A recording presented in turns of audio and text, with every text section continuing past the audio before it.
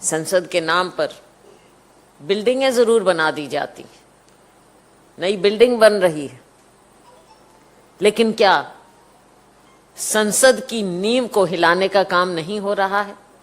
संसद में जो लोकतंत्र की बातें उठनी चाहिए वो तो उठती नहीं है।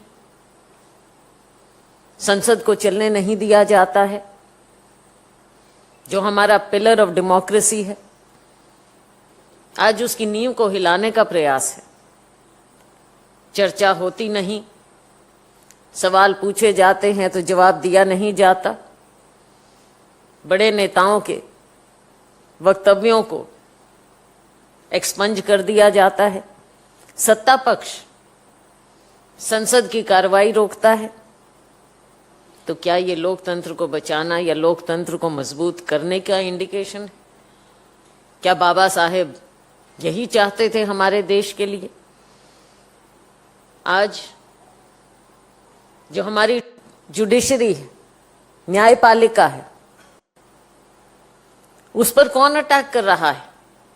सत्ता पक्ष। जब मंत्री खड़े होकर हमारी जुडिशरी के बारे में, हमारे जजेस के बारे में कुछ भी बोल देते हैं, तो क्या उनका बचाने का काम माननीय प्रधानमंत्री जी करते हैं?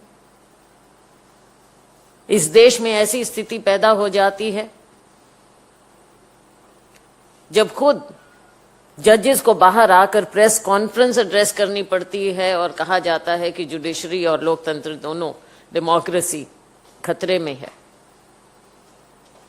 क्या ऐसे हम बाबा साहेब को याद करते हैं? जो दूसरे भी इंस्टीट्यूशंस हैं, संस्थाएं हैं, उनको कमजोर किया जाता है। चाहे आपका सीबीआई हो, चाहे ईडी हो, और ये तो सच्चाई है साथियों, आंकड़े हैं, सब दिख रहा है कि जितने भी आप राजनीतिक लोगों के खिलाफ केस करते हैं, उनमें से 95% विपक्ष के नेता होते हैं। क्या कारण है? क्या विपक्ष की, क्या जुडिशरी की, क्या पार्लियामेंट की, क्या मीडिया की, लोकतंत्र की आजादी में कोई जगह नहीं रह जाती है? ये सवाल है जो पूछना पड़ेगा। माननीय प्रधानमंत्री जी, जिनसे पूरा देश, पूरी दुनिया बहुत उम्मीद रखता है, क्योंकि प्रधानमंत्री पद ऐसा है जो कि एक आइकॉन की तरह होना चाहिए, जो देश को एक रास्ता दिखाए। लेकिन जब माननीय प्रधानमंत्री जी कहते कुछ हैं, होता कुछ है, छोटी छोटी चीजें, ट्रेन फ्लैग ऑफ करना है, उसका भी इवेंट बन जाता है। और किस लिए? विपक्ष को टारगेट करने के लिए हर इवेंट का इस्तेमाल किया जाता है, विपक्ष को टारगेट करने के लिए। नौकरियों की बात करते थे, 2 करोड़ नौकरियां देंगे 1 साल में। साथियों, आज ही सुबह अखबार में पढ़ रहे थे हम कि 70-71 हजार नौकरियां खुद माननीय प्रधानमंत्री जी उनको लेटर्स, शायद वर्चुअल लेटर्स उनको दे रहे हैं। तो साथियों, ये हम तो चाहते हैं हमारे देश में प्रधानमंत्री पद की गरिमा रहनी चाहिए। हम चाहते हैं कि प्रधानमंत्री जी की दुनिया भर में इज्जत हो, हमारा देश इस पद की इज्जत करे। लेकिन जब इस पद की गरिमा खुद इनकम्बेंट नहीं रखें, तो साथियों, डेमोक्रेसी में, लोकतंत्र में जिसकी नींव हमारे फोरफादर्स ने रखी थी, बाबा साहेब ने रखी थी, आज वो किस तरफ जा रहा है, क्या दिशा ले रहा है? बाबा साहेब ने 25 नवंबर 1949 को जब ये फाइनल बिल पायलट कर रहे थे, तब उन्होंने कहा था, और मैं अब छोटा सा कोट आपके इंटरेस्ट के लिए बोलना चाहूंगी। In politics, bhakti is a sure road to degradation and to eventual dictatorship. साथियों, हम उम्मीद करते हैं आज के दिन बाबा साहेब को याद करते हुए कि ये सच की ओर ना जाए, ये वर्ड्स प्रोफेटिक ना हो, क्योंकि उन्होंने जो लोकतंत्र की नींव रखी थी कॉन्स्टिट्यूशन के जरिए, हम चाहते हैं और हमें पूरी उम्मीद है देशवासियों पर, लोगों पर, कि वो लोकतंत्र को मजबूत करेंगे, ना कि केवल एक भक्ति करेंगे, केवल एक इंडिविजुअल की भक्ति। जिस तरह से इनके भक्त लगे हुए हैं, हम उम्मीद करते हैं कि इनके भक्त भी आज के दिन जब बाबा साहेब को फूल चढ़ाते हैं तो ये इन बातों को याद रखेंगे। साथियों, हमारा जो दलित वर्ग है, इस सरकार की पॉलिसी से सबसे ज्यादा आज वो प्रभावित है, प्रताड़ित है। 2-3 बातें रखना चाहूंगी। सबसे करीब 20% भारतीय लोगों ने अपनी रियल इनकम को 50% गिरते देखा है इन सालों में, इस सरकार में, भारतीय जनता पार्टी की सरकार में। लोअर मिडिल क्लास का 25% इनकम गिरी, और जो सबसे अमीर 20% लोग हैं, उनकी इनकम 40% बढ़ी है। सबसे गरीब और गिरा है, गरीब और गिरा है, लोअर मिडिल क्लास और गरीब हुआ है, और जो अमीर हैं वो 40% और अमीर हो गए हैं। और फिर ये कहते हैं कि अडानी जी का नाम मत लो, उनकी इनकम बढ़ रही है तो हमें गर्व होना चाहिए। तो क्या अगर हमारे गरीब की इनकम गिर रही है, क्या उस पर भी ये गर्व करना सिखाएंगे हमें? ये सवाल है। साथियों, जो हमारा कमेरा वर्ग है, वर्कर्स हैं, उनकी इनकम, उनकी रियल वेज स्टैग्नेंट है। महंगाई बढ़ रही है, आसमान को छू रही है, लेकिन हमारे वर्कर की इनकम नहीं बढ़ सकती, वो वहीं पर रहेगी। 2-3 आंकड़े देना चाहूंगी। 9 साल के मोदी कार्यकाल में खेत मजदूर की रियल वेज केवल 0.9% बढ़ी है एक साल में, एक साल। कंस्ट्रक्शन वर्कर्स की रियल इनकम 0.2% बढ़ी है, और जो नॉन एग्रीकल्चरल लेबर है उनकी इनकम केवल 0.3%, ये एक इकोनॉमिस्ट ने स्टडी करके बताया है, इतनी बढ़ी है।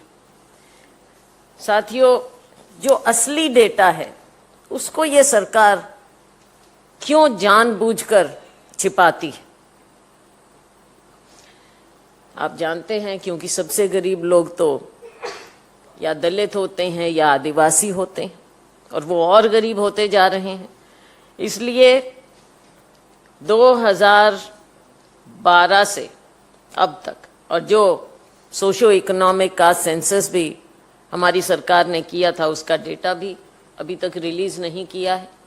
क्यों नहीं किया है? क्यों छिपा रहे हैं आप असलियत को देशवासियों से, दुनिया से? क्योंकि अगर करेंगे तो कड़वी सच सामने आएगी और आपको उसके लिए कुछ करना होगा, लेकिन आपने गरीब के लिए तो करना नहीं है, आपने तो अमीर लोगों के लिए करना है। 2021 का सेंसस रोक दिया कि कोविड के कारण। तो साथियों, इस पर अगर डेटा नहीं होगा तो ना आप प्लानिंग कर सकते हैं, ना आप प्रोजेक्शन कर सकते हैं, ना वो लोग जो सबसे जरूरतमंद है, ना उनकी आप मदद कर सकते हैं। केवल दिखावा, लिप सर्विस, जो ये सरकार माहिर है करने में, केवल वो किया जाता है। अब बैकडोर से आप जिस प्रकार निरंतर, लगातार प्राइवेटाइजेशन कर रहे हैं, निजीकरण हर चीज का हो रहा है, तो साथियों, रिजर्वेशन का फायदा तो किसी को मिलेगा भी नहीं। कम से कम होता जाएगा। नौकरियों में कहाँ से, क्या तो आप प्राइवेट सेक्टर में, निजी क्षेत्र में रिजर्वेशन कराएंगे तो हमारे ये वर्ग कहाँ जाएंगे, कहाँ से इनको नौकरियां मिलेंगी? क्या 50-50 हजार का लोन देकर आप ये दिखा रहे हैं कि उनको आपने आत्मनिर्भर बना दिया है, उन्हें सक्षम कर दिया है? फिर एक दिखावा, फिर और एक slap in the face of the poor people of this country. यही दिखावा है इस सरकार का। और जो हमारा दलित वर्ग यूनियन बजट का हिस्सा, साथियों, 19.8% 2017-18 में था और 23-24 में ये 13.3% रह गया। ये आंकड़े हैं, सबके सामने हैं, इसको कैसे नकार पाएगी ये सरकार? एट्रोसिटीज बढ़ रही हैं, ये तो डेटा एनसीआरबी का डेटा है। इनकी सरकार में दलितों और आदिवासियों पर जो एट्रोसिटीज हैं वो 1/3 बढ़ गई हैं। 2021 में 50,900 क्राइम एससीज के खिलाफ दर्ज की गई थी, जो कि 15 में थी 38,670, यानी 32% बढ़ी हैं। इन्हीं का समय है, इन्हीं का कार्यकाल है, अमृतकाल है। और इसी तरह से आदिवासियों के खिलाफ 8,802 क्राइम हुए थे 2021 में, जो कि 2016 से 34% ज्यादा है, क्योंकि 2016 में 6,568 क्राइम रजिस्टर हुई थी। ये आंकड़े हैं, एनसीआरबी के आंकड़े हैं, हमारे नहीं हैं, कांग्रेस के नहीं हैं। हाथरस में आपने देखा जिस तरह से हुआ कि आज तक जस्टिस मिला है, कैसे लोगों को एक्विट कर दिया गया क्योंकि सरकार सीरियस नहीं थी उसके बारे में। इस तरह का काम हो रहा है। बीजेपी आरएसएस का जो एजेंडा है, चाहे वो दलित हैं, आदिवासी हैं, माइनॉरिटी हैं, हर तरह से, क्या वो हमारे देश के इस लोकतंत्र के का हिस्सा नहीं है? क्या उन्हें समान अधिकार हमारे संविधान ने नहीं दिया? आज उनको क्यों सेकंड क्लास सिटीजन्स की तरह ट्रीट किया जाता है? दिखावा होता है, लेकिन आप देख लीजिए कि माहौल कैसा बनाया गया है पूरे देश में इनके खिलाफ। अपने ही देशवासियों के एक हिस्से के खिलाफ अगर हम नफरत का माहौल फैलाएंगे तो क्या ये देश पनप सकेगा? क्या हमारा कॉन्स्टिट्यूशन, हमारा संविधान, जिसे हम आज सेलिब्रेट कर रहे हैं बाबा साहेब के जयंती के उपलक्ष्य में, तो क्या वो सच्चे मायने में लागू होता है या सिर्फ दिखावा होकर रह जाता है? कांग्रेस पार्टी अपनी ओर से वचनबद्ध है कि हम जो भी हमारा कमजोर वर्ग है उसको हमने ऊपर उठाना है। हमने प्रॉमिस किया है, वायदा किया है, हम national council of social justice establish करने का, और दूसरी ओर हम इस बात पर भी कमिटेड हैं कि हम सेंसस के साथ साथ सोशियो इकोनॉमिक कास्ट सेंसस भी किया करेंगे आने वाले समय में, क्योंकि हमने देखा है कि चाहे अदालत में हो या कहीं हो, जब बात आती है देने की तो ये हमेशा आड़े आ जाती है बात कि आपके पास डेटा ही नहीं है तो आप किसके लिए बात कर रहे हैं, और कितनी चीज़ें अदालत में कमज़ोर पड़ जाती हैं क्योंकि डेटा नहीं है। हमने शुरुआत की, उसको ये अंजाम तक नहीं लेकर जा रहे हैं क्योंकि इनकी इच्छा नहीं है। इसके साथ ही कांग्रेस पार्टी ये वायदा करती है कि रोहित वेमुला एक्ट, जो आपने देखा है कि जहां हर तरफ समाज में तो होता ही है, लेकिन जो हमारे बच्चे एजुकेशनल इंस्टीट्यूशंस में जाते हैं उन पर भी किस प्रकार की एट्रोसिटी और प्रताड़ना जो की जाती है उनके खिलाफ, वहाँ पर भी बचाने की ज़रूरत है इन बच्चों को। इसलिए हम Rohit Vemula act educational institutions में स्टूडेंट्स को, SC, ST, OBC के स्टूडेंट्स को बचाने के लिए ये एक्ट लाने के लिए हम वचनबद्ध हैं।